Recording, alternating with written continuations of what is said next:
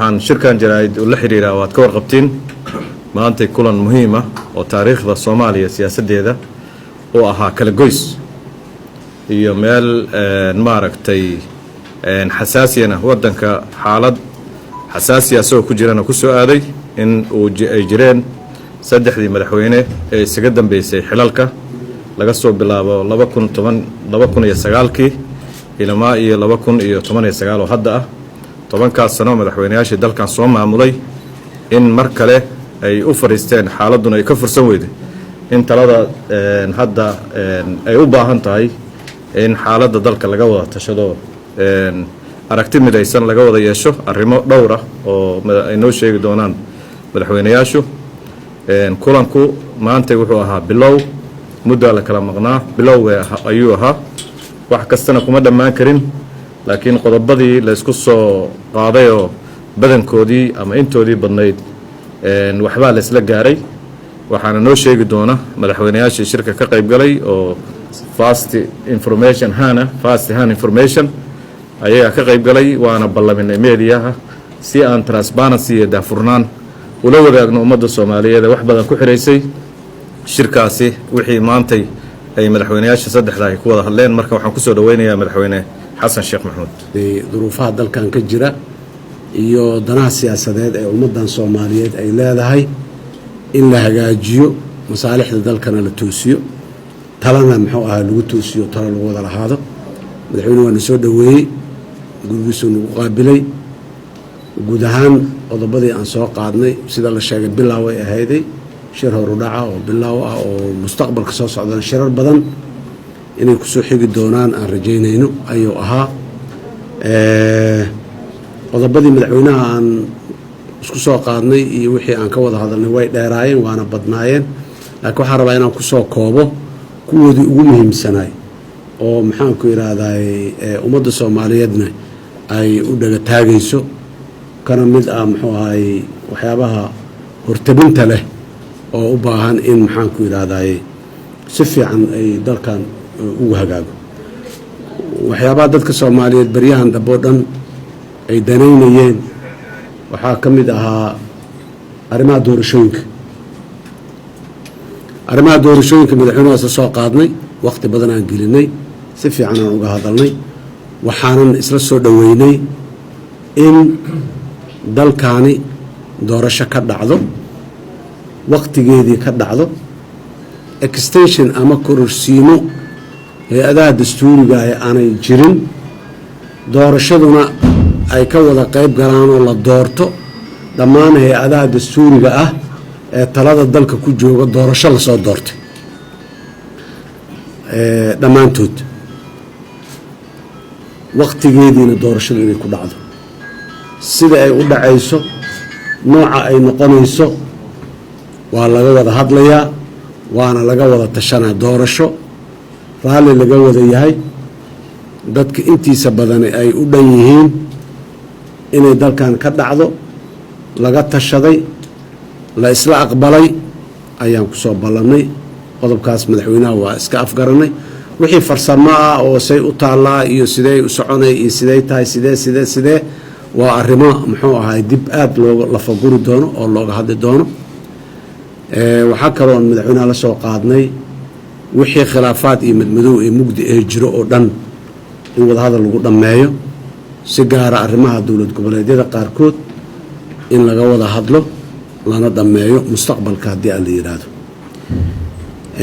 arrinta ku saabsan ilaalinta dastuurka iyo xuquuqda muwaadiniinta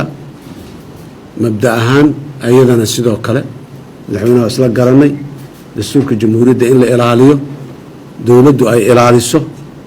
annaga siyaasiyiinteenna iyo shacabkuna ay dhinacooda ka ilaaliyaan ayagana dastuurka waxa uu farayana ay dhowraan arrimaha ammaanka aad iyo aad ayay muhiim u ahaayeen waydana waqti badan aan gelinay waxaan isla garanay amniga inaan la siyaasadaynin ciidamada amniga iyo hay-adaha amniguna ay siyaasadeysmin siyaasadda ay ka madax bannaanaadaan siyaasad aan loo isticmaalin siyaasiyiintuna haddii khalad farsamo meel uu ka dhaco aanay siyaasadaynin oo aan haddii askari qaldamo iyo qof qaldanta ay jirtaahay oo qalad samayso amniga ka shaqeeyahay aanan la siyaasadaynin ciidamada iyo hay-adaha amniguna siyaasadda ay ka madax bannaanaadaan oo aan loo isticmaalin qaab siyaasadeed ayadana aada iyo aad ayaan u dul istaagnay waana isla garanay waxaa kale oon madaxweynaha aan ka hadalnay isla soo qaadnay iyadana arrimaha ku saabsan gobolka banaadir iyo dadka ku nool in duruufahooda dowladdu ay wax ka beddesho la hagaajiyo la qurxiyo maxaanku idhahdaa aadna looga wada hadlo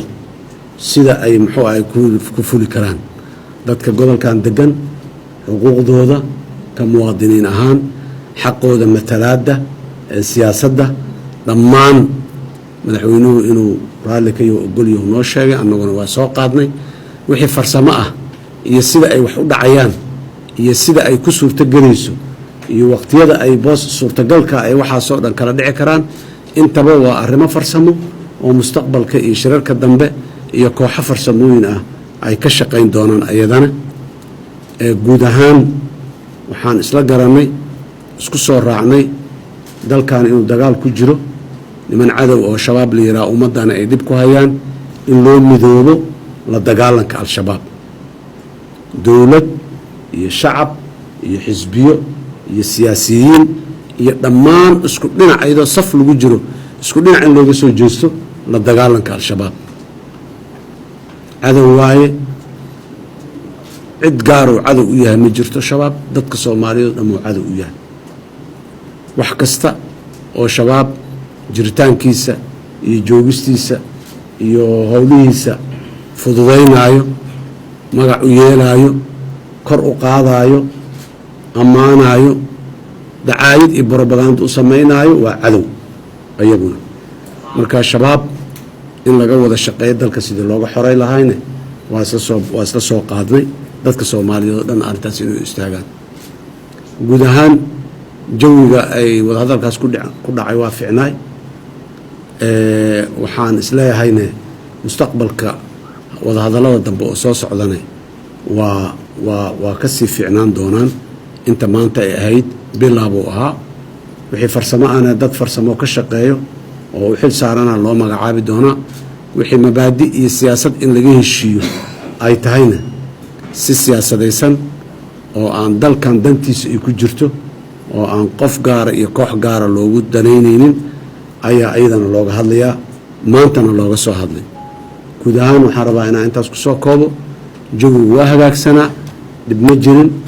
rajaan qabnaa mustaqbalkana insha allahu tacaala wadahadaladuna halkaasay kasii socon doonaan waa mahadsantihiin aad iyo aad waxaan idiin sheegaynaayo madaxweynayaashu ay ku dareen